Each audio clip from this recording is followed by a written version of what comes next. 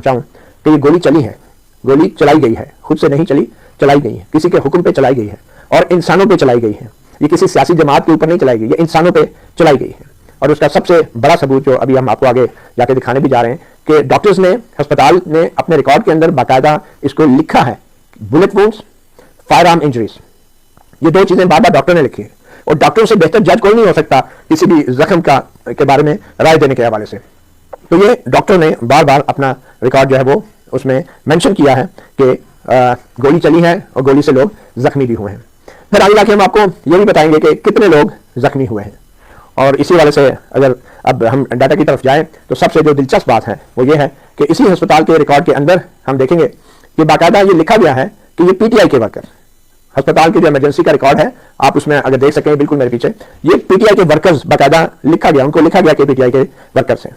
और जो आप देख रहे हैं इसमें बाकायदा ये टाइम भी दिया गया है, ये टाइम भी बाकायदा दिया गया कितने बजे जख्मियों को लाया गया, कौन सी तारीख जो है वो किस तारीख को लाया गया, नाम है, उनके नाम है, वल्दियत है और उनका पेशेंट कंट्रोल नंबर भी है।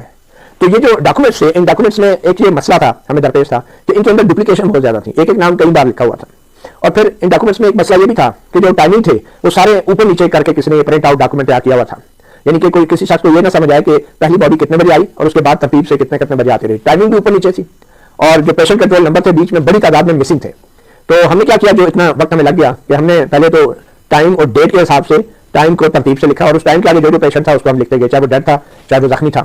और फिर उसके बाद हमने ये डाटा तैयार किया है और आप उस डाटा की मदद से हम आपको बता पाएंगे कि कितने लोग जख्मी हुए।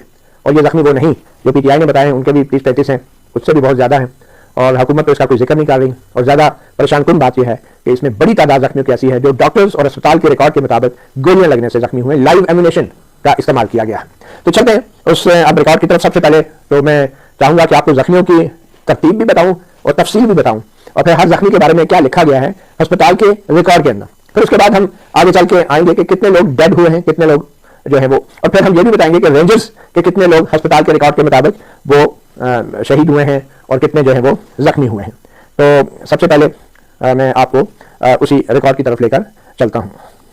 ये हमने इसको ग्राफिक्स में किया है और ग्राफिक्स में आप देख रहे होंगे कि ये कंसोलिडेटेड लिस्ट है जख्मी लोगों की, जो मेरे पीछे आप देख सकते हैं। इसमें पिम्स की भी लिस्ट है। हमने सबसे पहले जो है वो पिम्स की लिस्ट, उसमें बताया कि पिम्स में कौन से पेशेंट आए, और ये वो पिम्स का एक्सक्लूसिव रिकॉर्ड है जो मतीला जान एमजे टीवी ने हासिल किया है। और इसमें डिटेल है, नाम है, वल्दियत है, उनको अस्पताल में कितने बजे लाया गया, फिर वो क्या जख्मी थे और अगर वो डेड थे तो वो भी बताया गया, और फिर उनके नाम के आगे क्या क्या कमेंट्स लिखे गए, ये कौन लोग हैं, कई जगहों पे पीटीआई वर्कर भी लिखा गया। तो पहले हम स्टार्ट करते हैं पिम्स के रिकॉर्ड से कि पिम्स में क्या क्या लिखेंगे। सबसे पहले हम देख रहे हैं कि तो पिम्स का जो सबसे पहला पेशेंट था जो 26 नवंबर की सुबह लाया गया, वो 12:39 यानी 26 नवंबर की तारीख शुरू हो चुकी थी।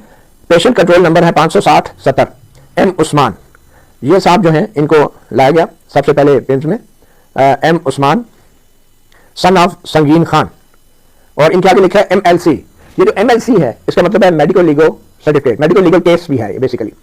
तो ये मेडिकल लीगल केस तब होता है जब कोई लड़ाई झगड़ा हो, कत्ल वारत हो, गोली लग जाए, तो उस सूरत में जब आते हैं तो पुलिस को इन्फॉर्म करते हैं, तो आगे उनके MLC लेते थे कि भाई पुलिस को इन्फॉर्म करें ताकि वो उनके नोटिस में चीज लाए।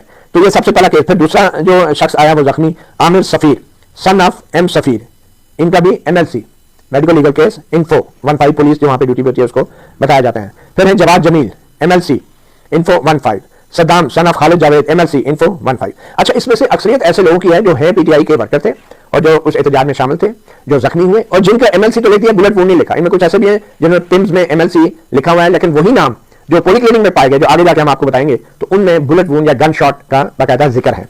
तो आगे अब देखिए जो रेड हैं, जितने भी रेड में आपको नाम मिलेंगे, जैसे अब्दुल वहाब हैं, इनका सन ऑफ की इंफॉर्मेशन नहीं है। ये रेड में वो लोग हैं कि जो फायर आर्म इंजरी हुई है, ये जिसमें आप देख रहे हैं FAI फायर आर्म इंजरीज, ये फायर आर्म इंजरी जो है ये बुलेट वुंड है, जो कि पिम्स के रिकॉर्ड में ये पहले पेशेंट हैं जिसमें जिनके बारे में पिम्स ने अपने कागजों में लिखा है कि ये फायर आर्म इंजरी है। ये आप देख सकते हैं जो ब्लू बॉर्डर के साथ इंफॉर्मेशन में।